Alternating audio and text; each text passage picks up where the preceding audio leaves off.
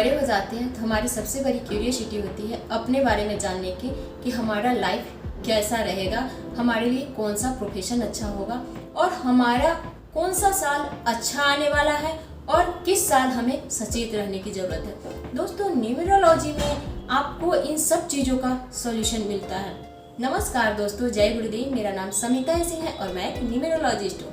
दोस्तों, आज मैं आप सबको बताऊंगी पर्सनल ईयर के सीरीज में पर्सनल ईयर 7 के बारे में। ऑलरेडी मैं पर्सनल ईयर 1 to 6 बता चुकी हूँ। अब पर्सनल ईयर निकालते कैसे, अभी तक आप जान चुके होंगे क्योंकि ऑलरेडी मैं इन सब चीज़ों के बारे में बता चुकी हूँ। अगर आपने नहीं देखा है तो ब्रीफली मैं यहाँ बता देती हूँ। दोस्तों, अगर किसी का डेट ऑफ बर्थ है 12 जून, 12 प्लस 6 प्लस 2023, अगर हम 2023 में देखना चाहते हैं तो सबको हम ऐड कर देंगे और 1 डिजिट पे लेकर के आएंगे। जब हम टोटल को ऐड करके 1 डिजिट पे लेकर के आते हैं तो नंबर 7 हो जाता है। तो हो गया हमारा पर्सनल ईयर 7। नंबर 7 डिनोट करता है केतु को, और केतु क्या है? एक छाया ग्रह है। तो ये साल आपके लिए बहुत बढ़िया रहेगा जब आप किसी एजुकेशन के क्षेत्र में जा रहे हैं, आप पढ़ना चाह रहे हैं, आप कुछ एजुकेशन से रिलेटेड करना चाह रहे हैं तो आपके लिए बहुत बढ़िया रहेगा।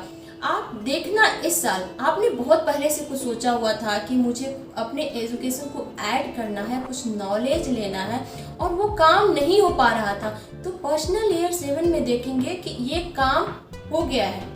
हो सकता है आप धार्मिक यात्रा पे जाएं, क्योंकि नंबर 7 जाना जाता है स्पिरिचुअलिटी के लिए, नंबर 7 जाना जाता है फ्रस्ट्रेशन के लिए। जब लाइफ में फ्रस्ट्रेशन आती है तो इंसान ऑटोमेटिकली स्पिरिचुअलिटी की तरफ जाता है।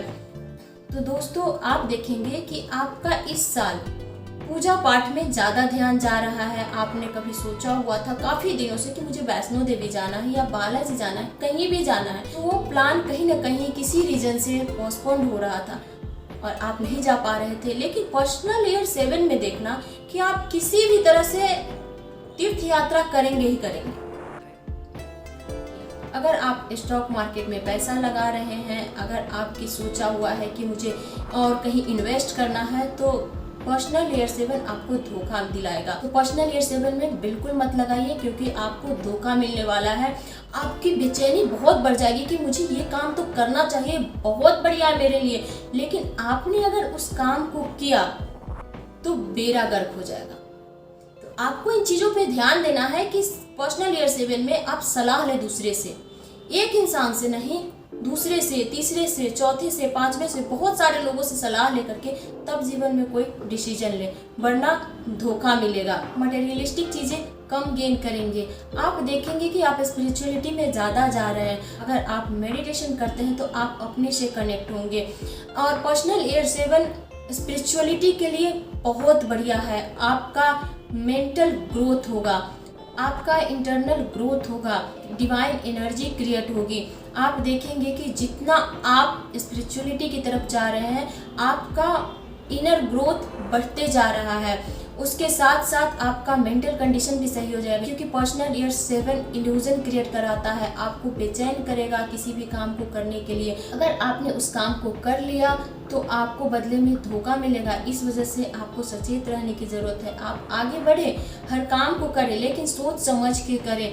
हो सकता है कि इस साल आपका गले से लेकर के पेट तक में कोई प्रॉब्लम हो जाए, तो अपने हेल्थ का भी ख्याल रखें। आप थोड़ा सा लेजी फील करेंगे, बहुत सारे इमोशंस भी क्रिएट हो सकते हैं जो आपको परेशान कर दे, सिचुएशन भी ऐसी क्रिएट हो जाए जो आपको परेशान कर दे। तो आप जब इन सब चीज़ों से परेशान होते हैं और स्पिरिचुअलिटी से कनेक्ट होते हैं तो आपके अंदर एक डिवाइन एनर्जी क्रिएट होती है, आपका इनर ग्रोथ होता है। और ज़िंदगी जीने के लिए सबसे ज़्यादा ज़रूरी है इनर ग्रोथ। आप अपना इंटरनल ग्रोथ कर लेते हैं तो आप फिजिकली भी फिट होंगे और इस मटेरियलिस्टिक वर्ल्ड में आसानी से हर चीज़ों को झेल पाएंगे। पर्सनल ईयर 3 और पर्सनल ईयर 7 लगभग एक जैसा है।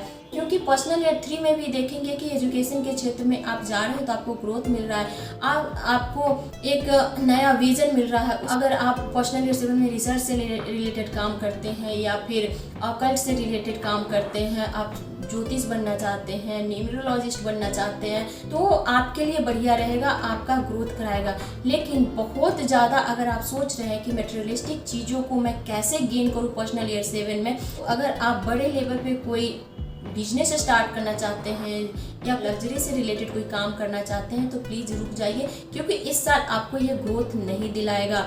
हो सकता है आपको दिखेगा कि मुझे ग्रोथ मिलेगा इसमें, लेकिन परेशानी आ सकती है, आप धोखा खा सकते हैं। दोस्तों, यहाँ आपको सतर्क रहने की ज़रूरत है कि जो आपके अपने होंगे हो सकता है उनसे आपको धोखा मिल जाए, और ये कदम फूंक फूंक करके रखें। जितना स्पिरिचुअलिटी में जाएंगे वो आपके लिए उतना बढ़िया रहेगा।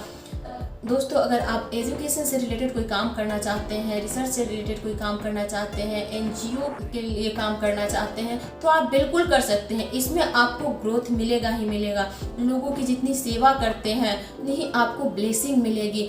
अगर दोस्तों, पर्सनल ईयर 7 में आप डॉग की सेवा करें, जितने डॉग की सेवा करेंगे उनसे ब्लेसिंग मिलेगी। दोस्तों, ये था पर्सनल ईयर 7 के बारे में। अगर मेरी बातों से आप रेजोनेट कर पा रहे हैं तो प्लीज़ मेरे वीडियो को लाइक कर दीजिए, मेरे चैनल को सब्सक्राइब कीजिए और कमेंट करके भी बताइए कि आपको कैसा लगा।